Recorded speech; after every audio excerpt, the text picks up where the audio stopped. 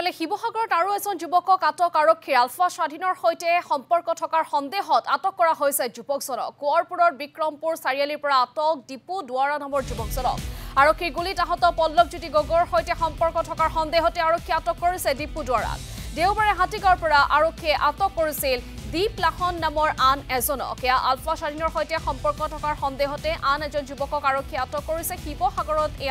আন এজন যুৱকক আটক কৰিছে আৰক্ষীয়ে আলফা স্বাধীনৰ সৈতে সম্পৰ্ক থকাৰ সন্দেহত আটক কৰা হৈছে যুৱকজনক কোঁৱৰপুৰৰ বিক্ৰমপুৰ চাৰিআলিৰ পৰা আটক দীপু দুৱাৰা নামৰ যুৱকজনক আৰক্ষীৰ গুলীত আহত পল্লৱজ্যোতি গগৈৰ সৈতে সম্পৰ্ক থকাৰ সন্দেহতে আৰক্ষীয়ে আটক কৰিছে দীপু দুৱাৰাক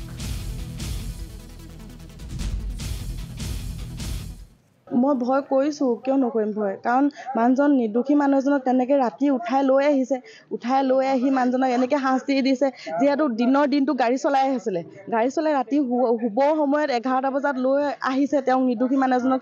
হয় নহয় আৰু সেইটো কাৰণে মই বহুত চিন্তা হৈছোঁ কিবা গৈ যেন পল্লৱজ্যোতি গগৈ নিচিনাকৈ যেন এনেকুৱা এটা ৰূপ নলয়গৈ মানে পৰিস্থিতিয়ে সেইটো কাৰণে বহুত ভয় কৰিছোঁ সঘনাই বাৰ্তালাপ মানে কি তেওঁ একেখন গাঁৱৰে ল'ৰা সৰুৰ পৰা একেলগে খেলা ধূলা কৰা একেলগে থাকে পুখুৰীত মাছ ধৰিবলৈ যায় আজি ক'ৰবাত কিবা আছে ব'লচোন যাওঁ ফুৰি আহোঁগৈ কিবা চাবলৈ যাওঁ সেনেকুৱা কথা তেওঁ ফোন কৰে কণ্টেক্ট নকৰা নহয় তেওঁৰ লগত কণ্টেক্ট কৰে আৰু কৰিছিল যদিও এতিয়া নহয়তো হয়তো আগতে কৰিছিলে তেওঁলোকে সেইবোলে কাৰোবাৰ লগত আজিকালি কথা পাতিলে বুলিয়ে যে তেওঁলোকক উঠাই লৈ আহিব সেইটোতো কোনো যুক্তিৰ কথা নহয় দেখা সাক্ষাৎ হৈছোঁ